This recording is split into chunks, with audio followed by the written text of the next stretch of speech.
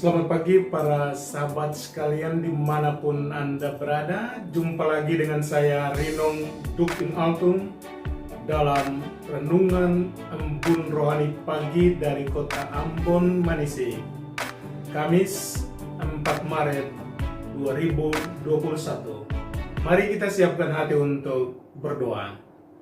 Dalam nama Bapa dan Putra dan Roh Kudus. Amin. Tuhan Allah Bapa yang Maha Kuasa, Engkau menampakkan dirimu pada wajah sesama kami, terutama mereka yang kecil, yang hina dan dina, yang miskin dan papa. Karena itu kami mohon kepadamu, semoga dengan firman yang akan kami dengar, terbukalah mata dan hati kami untuk melihat dan menemukan Engkau dalam diri mereka, sehingga kami selalu tergerak hati untuk memberikan pertolongan kepada mereka. Doa ini kami panjatkan kepadamu dengan perantaraan Kristus Tuhan kami. Amin. Tuhan sertamu. Inilah Injil suci Yesus Kristus menurut Santo Lukas. Dimuliakanlah Tuhan.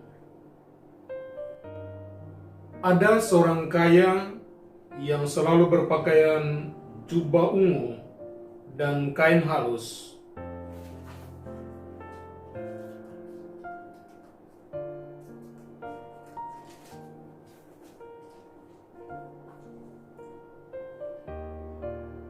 Ada seorang kaya yang selalu berpakaian jubah ungu dan kain halus, dan setiap hari ia bersukaria dalam kemewahan.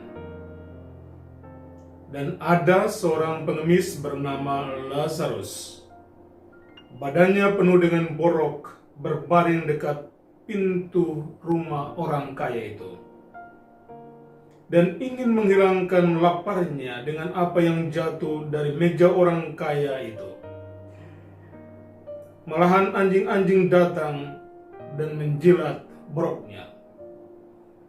Kemudian matilah orang miskin itu, lalu dibawa oleh malaikat-malaikat ke pangkuan Abraham.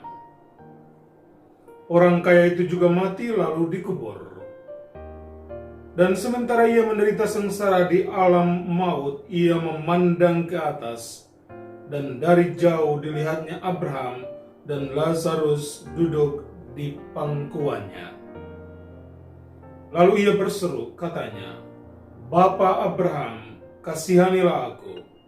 Suruhlah Lazarus supaya ia mencelupkan ujung jarinya ke dalam air dan menyejukkan lidahku, sebab aku sangat kesakitan dalam nyala api ini." Tetapi Abraham berkata, "Anak, ingatlah bahwa engkau telah menerima segala yang baik sewaktu hidupmu, sedangkan Lazarus segala yang buruk. Sekarang ia mendapat hiburan dan engkau sangat menderita. Selain daripada itu, di antara kami dan engkau terbentang jurang yang tak terseberangi, supaya mereka yang mau pergi dari sini kepadamu, ataupun mereka yang mau datang dari situ kepada kami, tidak dapat menyeberang." Kata orang itu, "Kalau demikian, aku minta kepadamu Bapa, supaya engkau menyuruh dia ke rumah ayahku, sebab masih ada 5 orang saudaraku, supaya ia memperingati mereka dengan sungguh-sungguh, agar mereka jangan masuk kelak ke dalam tempat penderitaan ini." Tapi kata Abraham, "Ada pada mereka kesaksian Musa dan para nabi. Baiklah mereka mendengarkan kesaksian itu." Jawab orang itu, "Tidak, Bapak Abraham. Tetapi jika ada seorang yang datang dari antara orang mati kepada mereka, mereka akan bertobat." Kata Abraham kepadanya, "Jika mereka tidak mendengarkan kesaksian Musa dan para nabi, mereka tidak juga akan mau diyakinkan, sekalipun oleh seorang yang bangkit dari antara orang mati." Demikianlah Injil Tuhan. Terpujilah Kristus. Bangunlah jembatan yang menghubungkan neraka dan surga. Tentunya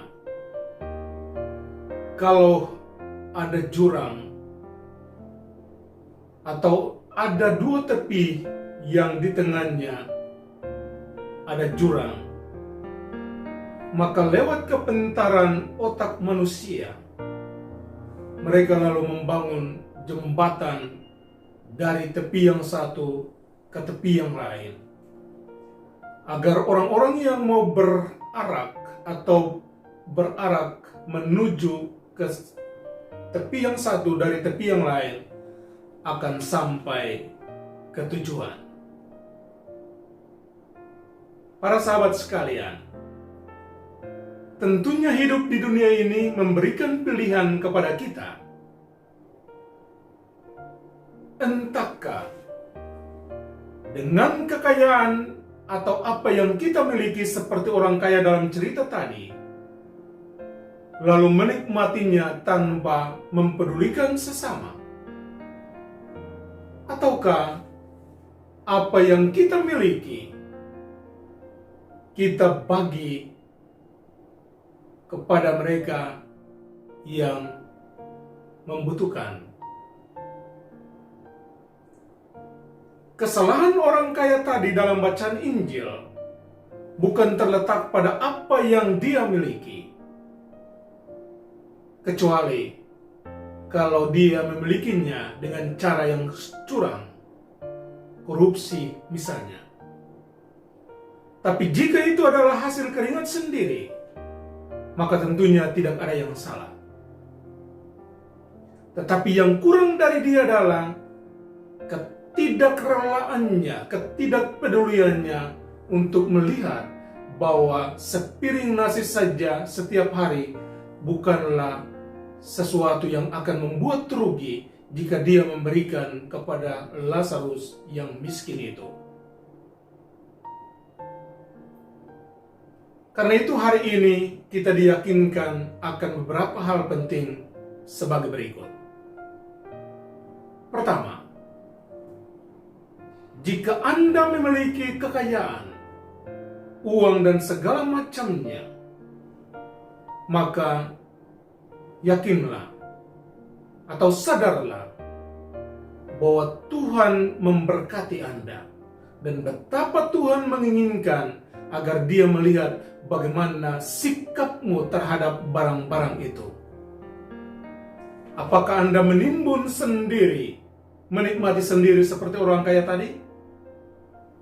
Ataukah Anda rela untuk berbagi kepada yang miskin, yang lapar, yang haus, dan yang berkesusahan? Kedua,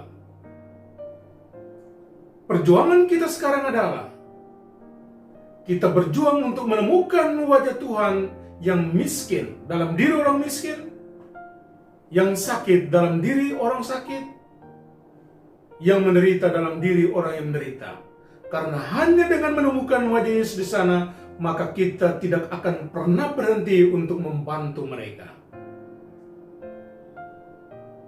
Ketiga, jika ada jurang, jika ada dua tepi yang tak bisa dilewati oleh kita, dari tepi yang satu ke tepi yang lain, maka sekarang ada jalan keluarnya. Berbuat baiklah. Karena kebaikan yang Anda perbuat untuk orang-orang kecil, orang miskin, dan papa adalah jembatan yang akan menghubungkan duniamu dengan dunia akhirat atau dunia ilahi. Bahwa pada suatu waktu Anda akan berjalan menaiki tangga-tangga kebaikan yang Anda buat itu sampai ke surga, di mana Lazarus Abraham tinggal bersamamu. Karena itu, di masa prapaskah ini adalah masa atau momen yang indah agar kita membangun kepedulian kita, terutama bagi mereka yang mendapatkan kesulitan, kesusahan dalam hidup mereka, orang sakit, orang miskin, dan orang papa. Mereka membutuhkan uluran tangan kasih-Mu, dan Anda pasti bisa untuk melakukannya. Semoga demikian. Amin. Tuhan sertamu. Semoga saudara-saudari sekalian dilindungi dan diberkati oleh Allah yang Maha Kuasa, Bapa dan Putra dan Roh Kudus. Amin. Selamat beraktivitas.